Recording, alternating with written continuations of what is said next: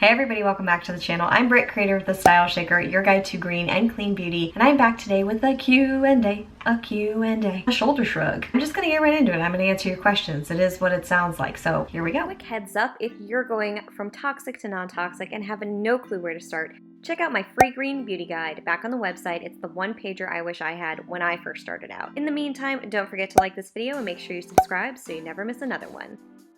I asked you guys to ask me questions, so you got back to me with some cute questions, and now I'm going to answer your cute questions. Can questions be cute? Evidently, yes. Do you have any favorite green beauty perfumes? Great question. I really don't like perfume, so I'm like the worst person to ask on this, but I'm glad you asked it because I'm going to open this up to my wonderful community. You guys, do you have any favorite non-toxic perfumes that you are loving right now? Can you help this person? She needs it because I certainly don't know any. Her name's Shay. Shay, love you for asking the question. I have seen some pop up on my Instagram feed. It's like they know Big Brother's watching, so I'll check it out and maybe I'll add those or reach out to those brands to see if they can send me some samples. I'm very finicky about fragrances though, just FYI. Now you know. Fun.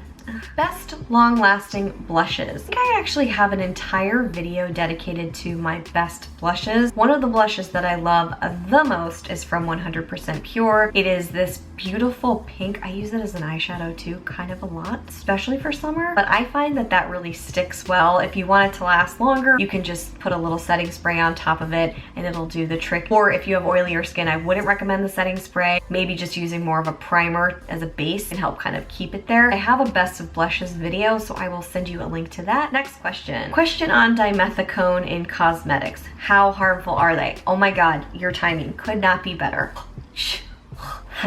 So, yeah, dimethicone. The more I learn about dimethicone, the more I don't like dimethicone. For several reasons. There is an incredible blog post, I believe, out there, and then there's another site I found where they speak about dimethicone. Make sure you check out that post. I will link it below. I also just did an update for my rule of 3 in my scorecard. The first question is all about ingredients. I usually apply a 1 to 5 to them. I'm no longer doing that. I'm still talking about ingredients, but I'm not putting a number score on it because I explain it there. I'll give you a link to that video. But in terms of dimethicone, is it harmful? The question that I received the most is this harmful? Sometimes it's very black and white. Sometimes it's not very black and white. Like if it's asbestos, it's gonna be harmful. Dimethicone, there's research saying it is, there's research saying it isn't. Do I think it's harmful? I'm gonna give you all the information that I have found on it based off of your skin type. You should probably make the decision for your skin type and your lifestyle. I will avoid it if I can. Very similar to some other ingredients and I've talked about in the past.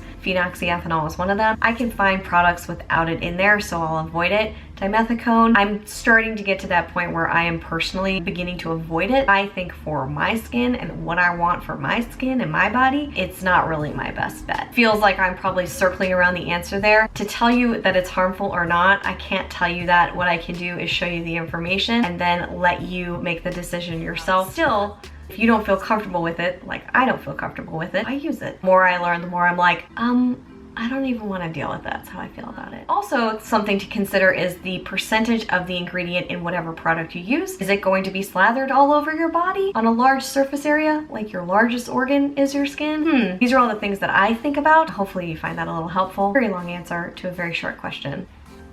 You're welcome. Best clean anti-aging night creams. Trying to clean up my act and would love some suggestions on moving from Dermatologica to something more green. 40, okay, gotcha. Northeast, starting to see fine lines, very hydrating overnight. Love your channel, love you too. Sarah, you're amazing. Great question. I'm just diving into skincare. I have some go-to products that I have been using. Night creams, I don't have a favorite night cream yet. I really don't. But I have so many that I'm trying that I'm liking. The one that I did like, and I don't have a full write-up on it, is the Juice Beauty Stem Cellular, what was it? Serum. So it's not a cream. I don't have the perfect answer for you yet. I have tried a bunch and I haven't been super wowed. The other thing that I've tried that I've really liked is from Osea, but it is not a cream, it's also an oil. So that is the Osea Essential Hydrating Oil, and you can get it hopefully in the sample size, so you can give this a try. Again, not a cream, not sure how your skin takes to oil. Mine is combination, so it does soak it up really well. This is a wonderful serum. I I mean, it's gone.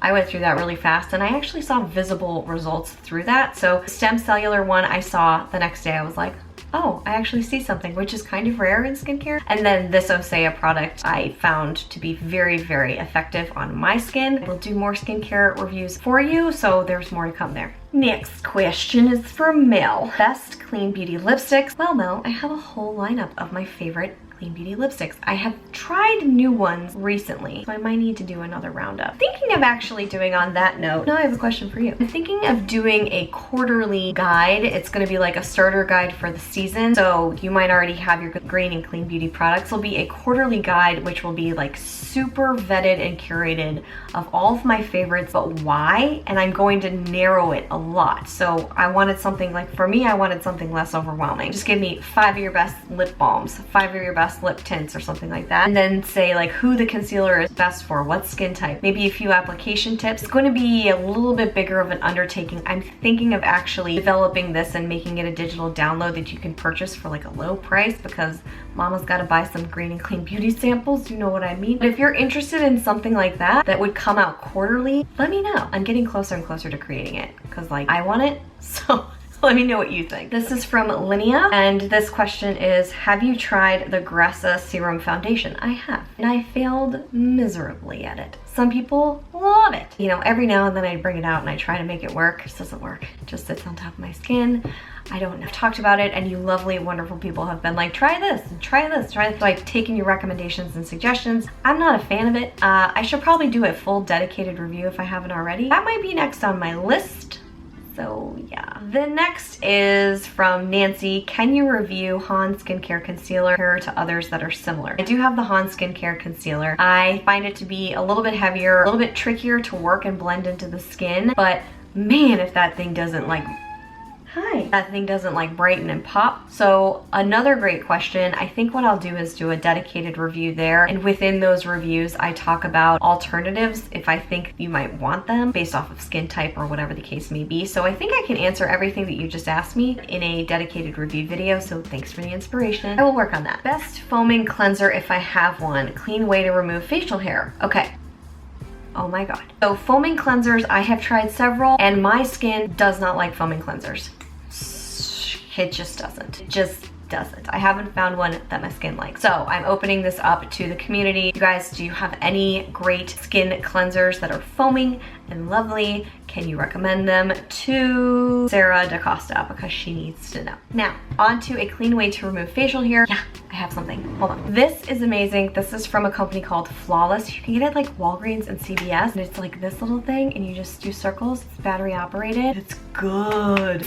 Really shockingly good. I received this as a sample from the company and I've been trying it now for a few times. I will say it does heat up a little bit and it smells like a penny because it's copper. Other than that, it's pretty fantastic. Very good at hair removal. There is one for eyebrows. This works like a champ and you can actually see the hair that it removes. It's all peach fuzz. It does leave a little bit of a surface vibe to it, like you can feel that it's been removed a little bit. It's not as smooth as say dermablading or whatever, but it does a very, very good job for a very good price. And there you go. Okay, my battery's about to run out. It's telling me I need to stop doing Q&As for a moment. I have a couple more, so I will just answer these on YouTube because I gotta go. Love your questions. I will ask for another round soon. And as always, thanks for being here. I love having you guys here and I can't wait until I see you next time. Until then, bye. If you got questions, yo, I'll answer them. That's really bad.